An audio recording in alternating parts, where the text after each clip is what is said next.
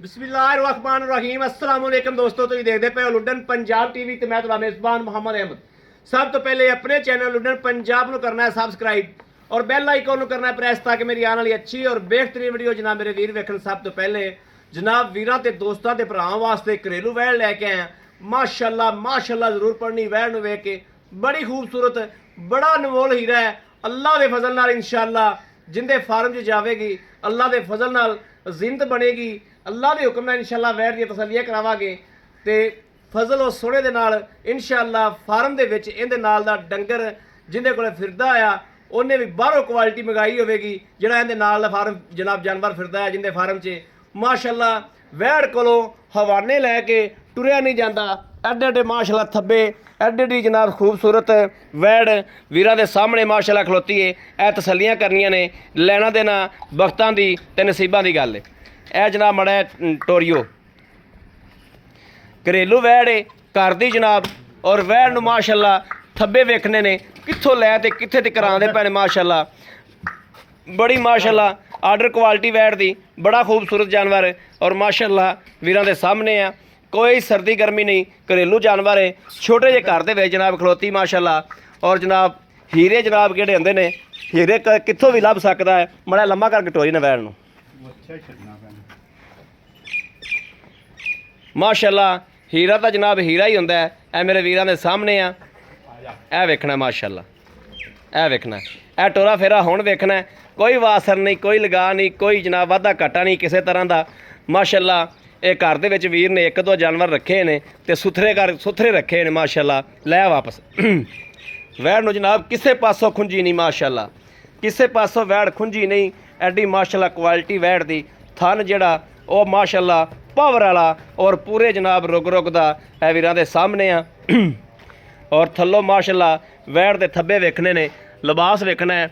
Foot बंदे कहण नूं कह दिंदे ने माशाअल्लाह। फुट जिहड़ा है जानवर जिहड़ा फुट बाहर निकलिया फिरदा है। यह क्वालिटी माशाअल्लाह वैड़ दी वेखनी है।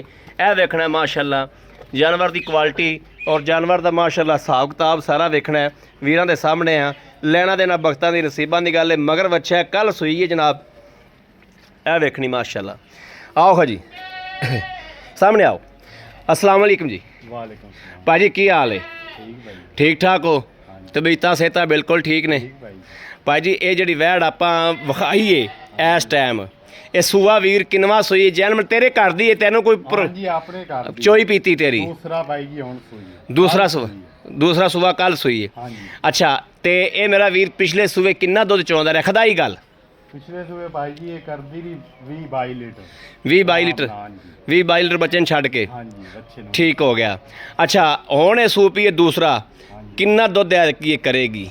भाई साहब 25 तो 26 लीटर दुध करेगी गारंटी नाल। इस टाइम आपां कल दी सूई ते अज कोई वीर आ जावे ते किन्ना चवा सकने? इस टाइम 7 तो 8-10 किलो कढेगी बोला। 8-10 किलो कढेगी टाइम दा कि दोवां टाइमां दा? एक टाइम दा कि दोवां? एक टाइम दा 8-10 किलो ठीक हो गया।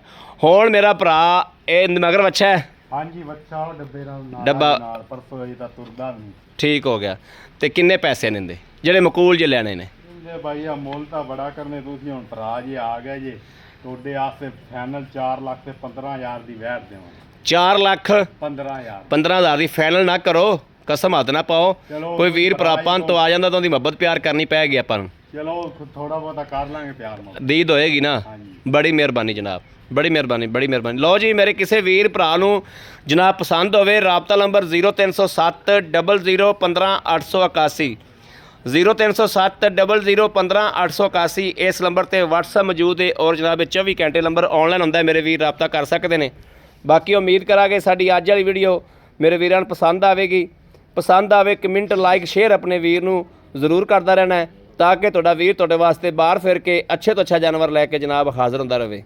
बाकी इस वीडियो तो अपने वीर नूं देनी इजाज़त। अल्लाह निगहबान, पाकिस्तान जिंदाबाद।